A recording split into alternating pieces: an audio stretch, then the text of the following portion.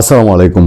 আওয়ামী লীগ সভাপতি শেখ হাসিনা বাংলাদেশের রাজনীতিতে না থেকেও বাংলাদেশ থেকে দেশান্তরিত থেকে এবং তার দল নিষিদ্ধ, তাদের কর্মকাণ্ড নিষিদ্ধ, তাদের হাজার হাজার নেতাকর্মী জেলে এবং কেউ আওয়ামী লীগ শুধু নামটি নিয়ে সামনে আসলে সেও নিষিদ্ধ এই সরকারের কাছে। আওয়ামী লীগ শুধু নাম না, কেউ যে বলবে এসে যে আমি আওয়ামী লীগ করি তা তো পরের কথা। মুক্তিযুদ্ধের স্লোগান, পরে আওয়ামী লীগের স্লোগান জয় বাংলা বা জয় বঙ্গবন্ধু, এই কথাটি কেউ যদি মুখে বলা পরের কথা যদি ফেসবুকেও 2 লাইন লিখে, তার জন্য অনেক সময় গজব নেমে আসে। সেই সময়ে শেখ হাসিনা বাংলাদেশে না থেকেও অনেকটা থাকার মতন অবস্থা তৈরি হয়েছে, কারণ থেকেই তার কেন্দ্রিক বিভিন্ন খবর বাংলাদেশের রাজনীতিকে নাড়া দেয় এবং বাংলাদেশের রাজনীতিকে যে নাড়া দেয় এটার অন্যতম উৎকৃষ্ট প্রমাণ হলো যে শেখ হাসিনার শুধু অডিও বক্তব্য, ভিডিও না, তাকে তো দেখা যায়ই না, মানে জীবন্ত তিনি এসে উপস্থিত হয়েছেন তা তো না, শুধু একটা অডিও বার্তাতেও বাংলাদেশের পররাষ্ট্র দপ্তরের যিনি কান্ডারি পররাষ্ট্র উপদেষ্টা তিনি রিয়াকশন দেন। আর এর বাইরে সরকার বিবৃতি দেয়, তার শেখ হাসিনার ইন্টারভিউর জন্য বিবৃতি দেয়, শেখ হাসিনা অন্য যাই করে, এই যে তার দল প্রেস কনফারেন্স করে সেগুলোর জন্য বিবৃতি দেয়, মানে হাজার মাইল দূরে থেকেও তারা একটা কিছু বুটি চালে, তাতে করে এই সরকার কিছু না কিছু একটা রিয়াকশনের মধ্যে পড়ে। এবং আমি সবসময় বলি যে এই সরকার আওয়ামী লীগ দুঃস্বপ্নে ভুগে, তাদের স্বপ্নে প্রবলেম থাকে, সেই প্রবলেমটা আওয়ামী লীগ রিলেটেড। তো এই প্রবলেমটা এত জটিল আকার ধারণ করে মাঝে মধ্যে যে তারা গুলিয়ে ফেলে এই বোধহয় আওয়ামী লীগ আসলো, এর মধ্যে আওয়ামী লীগ আসলো। সেই সময় শেখ হাসিনার ইন্টারভিউ, এবং সেই ইন্টারভিউ বাংলাদেশের পত্রিকায় উঠে এসছে, বাংলাদেশের সাহসী পত্রিকা মানবজমিন। আমি পুরো ঘটনায় যাচ্ছি না, পুরো বিস্তারিততে যাচ্ছি না। মানবজমিন যে হেডলাইনটা করেছে সেই হেডলাইনটা হচ্ছে এরকম যে আইনের শাসন ফিরিয়েই দেশে ফিরব, G24 ঘন্টাকে শেখ হাসিনা, আইনের শাসন ফিরিয়েই দেশে ফিরব, এই জায়গাতেই বোধহয় একটা মেসেজ দেওয়ার চেষ্টা করা হয়েছে। তবে আমার কাছে 2-3টা দিক ইন্টারেস্টিং লেগেছে। একটা হলো বিএনপি সম্পর্কে শেখ হাসিনার কিছু বক্তব্য।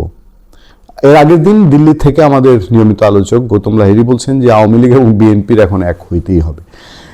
বিশেষ করে জামাত যেভাবে তাদেরকে চ্যালেঞ্জ করেছে, আওয়ামী লীগ বিএনপি এক হওয়া ছাড়া উপায় নেই, বা আওয়ামী লীগ বিএনপির অনানুষ্ঠানিক কোনো সমঝোতা এর মধ্যে হয়েছে কিনা সেটাও প্রশ্ন রাখে। সেই সময় আমাদের সামনে খবর, বিএনপি যদি সরকার গঠন করে আমি আশা করব তারা আওয়ামী লীগের উপর থেকে নিষেধাজ্ঞা তুলে নিয়ে প্রকৃত সংসদীয় গণতন্ত্র ফিরিয়ে আনবে। নিশ্চয়ই বিএনপির দিক থেকে আমরা একটা রিয়াকশন জানার চেষ্টা করব। এটা অবশ্যই গুরুত্বপূর্ণ ব্যাপার যে শেখ হাসিনা যখন দিল্লি থেকে বলছে যে বিএনপি সরকার গঠন করলে আওয়ামী লীগের উপর নিষেধাজ্ঞা তুলে নিয়ে প্রকৃত সংসদীয় গণতন্ত্রে ফিরিয়ে আনবে, মানে বিএনপির পরিপূরক তো আওয়ামী লীগ, বিএনপি পরিপূরক কখনো জামাত না। ফলে বিএনপি কি তার প্রতিদ্বন্দ্বীকে রাজনীতি করার সুযোগ দিবে কিনা, এই মেসেজ বা এই প্রশ্ন তোলা যেতে পারে। প্রকৃত বিরোধী দল ছাড়া সংসদ কখনো সংসদ হতে পারে না। ভারতের সংবাদ মাধ্যম G24 ঘন্টাকে দেয়া এক সাক্ষাৎকারে এই কথা বলেছেন সাবেক প্রধানমন্ত্রী শেখ হাসিনা। এতে তিনি মব সন্ত্রাস, গণগ্রেফতার, অর্থনীতি ধস সহ বাংলাদেশের বিভিন্ন ইস্যুতে কথা বলেছেন। তিনি G24 প্রথমেই তাকে প্রশ্ন করেছে যে বাংলাদেশে পা রাখার পর আপনার প্রথম অগ্রাধিকার কি হবে। তো এগুলো তিনি পুস্তকীয় মানে বইয়ের ভাষা ধরনের কিছু উত্তর দিয়েছেন যে এই যে সবকিছু ধ্বংস হয়ে গেছে, অর্থনীতি এই সেই বা অপশাসন দুঃশাসন, সেগুলো নিয়ে তিনি কাজ করবেন, কারণ তিনি ক্ষমতায় কবে আসবেন সেটা তো খুব টাফ বিষয়। তিনি ডক্টর ইউনূস যে সর্বনাশ করেছেন তা মেরামত করাই আমাদের দায়িত্ব, সেই কথা বলছেন। চরমপন্থাদের নিয়ে কথা বলেছে যে অনেক চরমপন্থী এখন প্রকাশ্যেই তার কথা স্বীকার করে, তাদের সঙ্গে নিষিদ্ধ ঘোষিত বিভিন্ন সংগঠনের যোগাযোগ আছে। সেই সব বিষয় দৃষ্টি আকর্ষণের পর প্রশ্ন ছিল তারেক রহমান ও বিএনপি তাদের কি বিশ্বাস করা যায়। শেখ হাসিনাকে প্রশ্ন যে তারেক রহমান ও বিএনপিকে কি বিশ্বাস করা যায় কিনা। শেখ হাসিনার জবাব, বিএনপি ও আওয়ামী লীগের দীর্ঘদিনের সংসদীয় প্রতিদ্বন্দ্বিতা রয়েছে, এটাই গণতন্ত্রের স্বাভাবিক রীতি, শক্তিশালী বিরোধিতা শাসন ব্যবস্থাকে আরো মজবুত করে। কিন্তু কিছু বাস্তব সত্য ভুললে চলবে না। তারেক রহমান 17 বছর লন্ডনে স্বচ্ছন্দ নির্বাসনে কাটিয়েছেন। সরকারি অর্থ তছরুফে দোষী সাব্যস্ত হওয়ার পর নেতৃত্ব মানে জবাবদিহি ও মাঠে উপস্থিতি, বিদেশে বসে নির্দেশ দেওয়া নয়। আরও উদ্বেগের বিষয়, বিএনপির চরমপন্থী শক্তির সঙ্গে আপোষ করার দীর্ঘ ইতিহাস। ইতিমধ্যেই দেখা যাচ্ছে ভোটারদের বাড়ি বাড়ি গিয়ে ভয় দেখানো হচ্ছে, হুমকি দিয়ে ভোট আদায় করা হচ্ছে। এটা গণতন্ত্র নয়, এটা জবরদস্তি। বিএনপি যদি সরকার গঠন করে, আমি আশা করব তারা আওয়ামী লীগের উপর থেকে নিষেধাজ্ঞা তুলে নিয়ে প্রকৃত সংসদীয় গণতন্ত্র ফিরিয়ে আনবে। আওয়ামী লীগ সভাপতি শেখ হাসিনা আশা করছে যে বিএনপি সরকার গঠন করলে তাদের উপরে নিষেধাজ্ঞা তুলে নেওয়া হবে। প্রকৃত বিরোধী দল ছাড়া সংসদ কখনো সংসদ হতে পারে না। আমি জানি না যে অদূর ভবিষ্যতে এরকম দেখা যাবে কিনা যে ভারত, বাংলাদেশ, বিএনপি এবং আওয়ামী লীগ এক সুতায় মিলিত হয়ে তারা আবার রাজনীতি করছে। মানে এরকম বলে না যে রাজনীতিতে শেষ কথা বলে কিছু নাই, এই ধরনের কোনো সম্ভাবনা তৈরি হয় কিনা।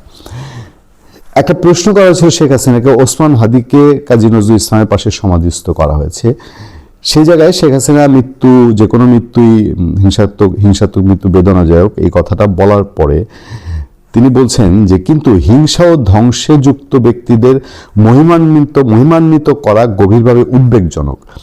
শরীফ ওসমান হাদির মৃত্যু হয়েছিল বিএনপি, জামাতে ইসলামী ও এনসিপি প্রার্থীদের মধ্যে নির্বাচনী দ্বন্দ্ব থেকে ঢাকা ৮ কেন্দ্র করে।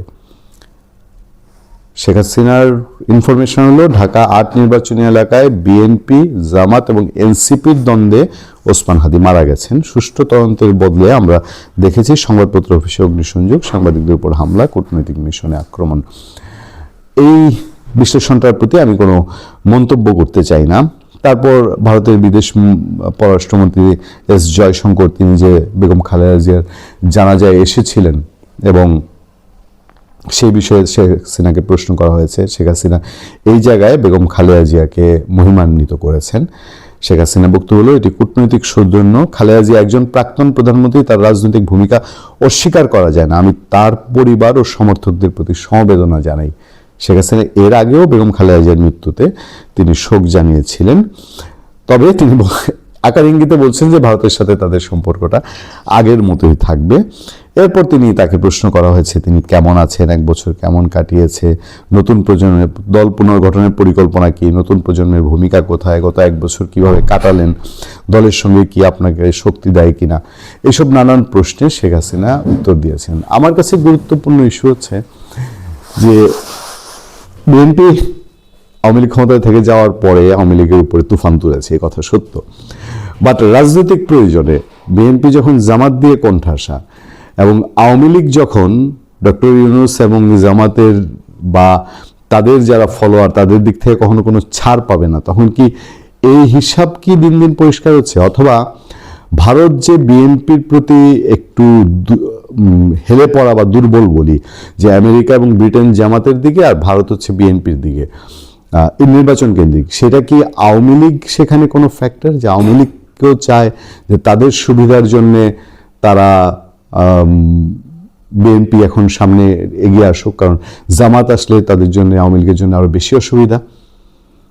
যাক, অনেক প্রশ্নের উত্তর মিলতে হয়তো অনেক সময় লাগবে, কিন্তু শেখ হাসিনা এর আগে অনেক ইন্টারভিউ দিয়েছে। এই ইন্টারভিউতে বিএনপি সম্পর্কে যে হিসাবটা, এইটা নিশ্চিত সিগনিফিকেন্ট। ভালো থাকবেন, সুস্থ থাকবেন। আপনাদের সাথে আমি আতিকুর রহমান, পূর্ণিয়া।